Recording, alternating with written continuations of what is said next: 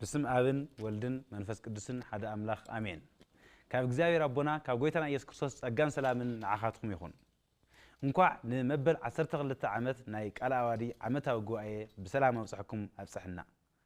ኣብዚ ዘብጽሕና እግዚአብሔር እዩ እናበልና ደስ ስለዘለና ድማ ነሆ ዓብይ ጉባኤ ኣዳሊና ኣለና እግዚአብሔር ብዝረደአና መጠን ግንቦት 23 ካብ ሰዓት 7 ጀሚሩ ኣብ አዲስ አበባ ትሊዱምቱ ኣብ ዝርከብ ሐመር ህንጻ ናይ ቃል ኣዋዲ ሕብረት ኣዳራሽ بسلام كتمصو نعدمكم علنا ازي زرأخمو ኢየሱስ ከምቲ ንሰማይ ንዓረገ ዝረአخمو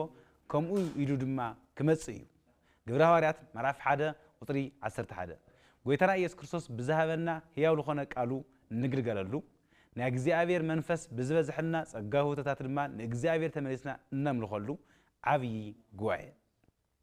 ኣብዚ ዓመታዊ ጉባኤ ሁላትና አገልገልቲ በክርስቶስ ኢየሱስ ስም ንእግዚአብሔር ነምልኸሉ ሕያው መስዋዕቲ ነቅርበሉ ሰብነትና ሙዕዝ ሽታ ገርና ድማ ኣብ እግዚአብሔር ነቅርበሉ ጉባኤ ኮነና እዩ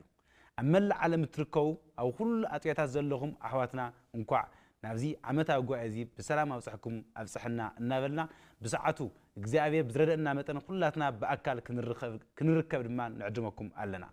በአካል ምርኻብ ዘይንኽእል ድማ እግዚአብሔር ብዝረደአና መጠን በማሕበራዊ ሚዲያታት ብዝተፈላለዩ ተጠቂምና ንጎይታና ኢየሱስ ክርስቶስ ነኽብረሉ ናይ ሕያው ለኾነ እግዚአብሔር ቃል ድማ እንሰምዓሉ ብላይቭ ምክትታል ንኽእል ኢና እግዚአብሔር ዝተመስገነ ይኹን ኣብዚ ጉባኤ እዚ ማንም ከይተርፍ ማንም ከይቀሪ እግዚአብሔር ዝረደአና ሁላትና ኣብዚ ዓመታዊ ጉባኤ እዚ ሁላትና በክርስቶስ ኢየሱስ ስም ደስ እናበላን እናተሐጎሰና እነምልኸሉ መዓልቲ ኮነልና እዩ ክብሪ ንእግዚአብሔር ይኹን ወስብሐት ለእግዚአብሔር